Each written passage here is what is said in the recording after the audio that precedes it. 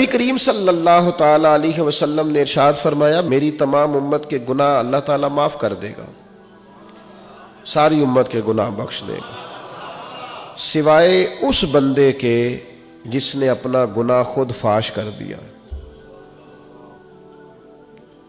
جس نے اپنا پردہ خود کھول دیا۔ اللہ سب کے گناہ معاف کر دے گا۔ یہ بخاری کتاب الادب کی روایت عرض کر رہا ہوں۔ حضور فرماتے ہیں بندے نے رات کو گناہ کیا، اللہ نے اس پہ پردہ ڈال دیا، پردہ پوشی کر دی، لیکن یہ ایسا بد نصیب ہے صبح اٹھ کے لوگوں کو خود اپنا گناہ بتا رہا ہے، میں نے یہ کیا، میں نے یہ جرم کیا۔ یہ لوگ بتاتے ہیں نا، قصے کہانیاں سناتے ہیں، جی ہم جب جوان ہوتے تھے یہ بھی کیا، تم نے کیا کرنا ہے، ہم نے تو معاذ اللہ بڑا شباب کباب دیکھا، فلاں کیا فلاں کیا۔ گناہ کا اظہار بھی گناہ ہے۔ ہمارے علماء نے لکھا ہے نماز قضا ہو جائے تو کسی کو بتاؤ نا میری قضا ہو گئی ہے، وہ بھی دلیر ہو جائے گا، وہ کہے گا اس نے نہیں پڑھی، قضا پڑھ لیا تو میں بھی پڑھ لیتا ہوں۔